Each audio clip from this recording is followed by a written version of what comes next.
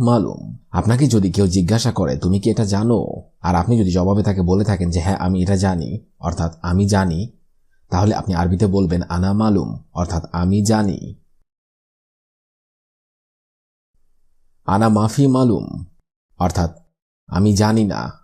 আরবিতে হবে আনা মাফি মালুম, বাংলা অর্থ হবে আমি জানি না। আনা মাফি মালুম। আর আপনি যদি সেটা না জেনে থাকেন তাহলে আপনি বলবেন আনা মাফি মালুম, অর্থাৎ আমি জানি না। কয়েস, অর্থাৎ ভালো। আরবিতে হবে কয়েস, বাংলা অর্থ হবে ভালো। মাফি কয়েস, বাংলা অর্থ হবে ভালো না। আরবিতে হবে মাফি কয়েস, বাংলা অর্থ হবে ভালো না। মাফি কয়েস। আনা কয়েস, অর্থাৎ আমি ভালো আছি। আরবিতে হবে আনা কয়েস, বাংলা অর্থ হবে আমি ভালো আছি।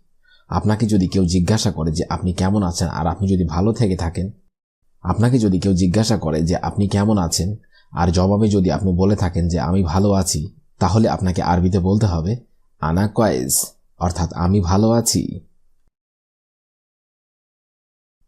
আনা মাফি কয়েস, অর্থাৎ আমি ভালো নেই। আরবিতে হবে আনা মাফি কয়েস, বাংলা অর্থ হবে আমি ভালো নেই।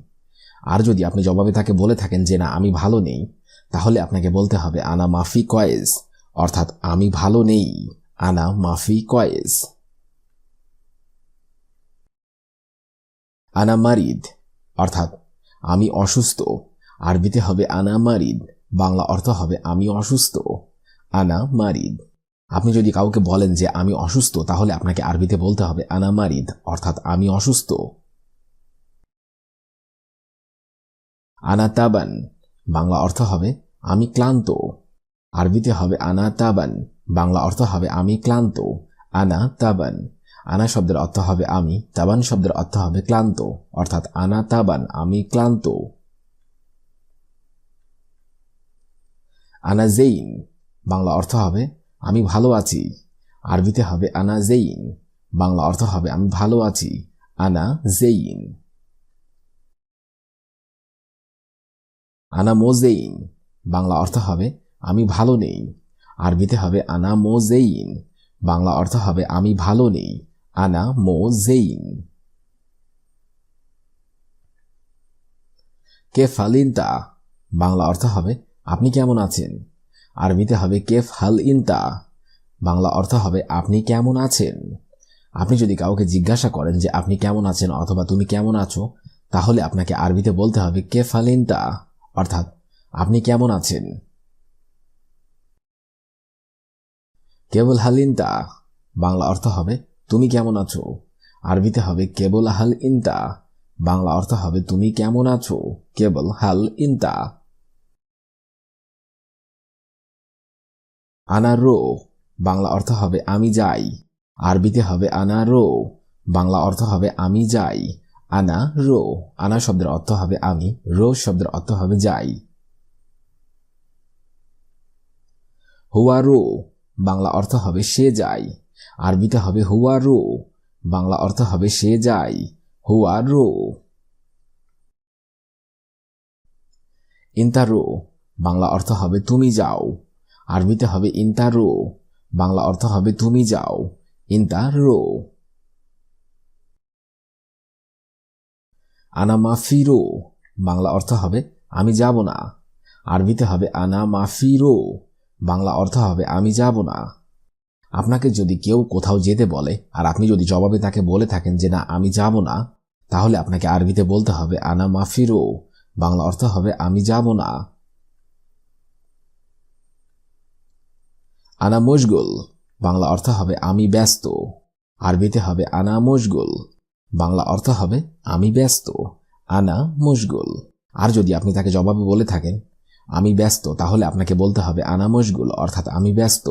মশগুল শব্দের অর্থ হবে ব্যস্ত। আনা মাফি মশগুল, বাংলা অর্থ হবে আমি ব্যস্ত না। আরবিতে হবে আনা মাফি মশগুল, বাংলা অর্থ হবে আমি ব্যস্ত না। আনা মাফি মশগুল। আনা ফাদি, বাংলা অর্থ হবে আমি অবসর অথবা ফ্রি।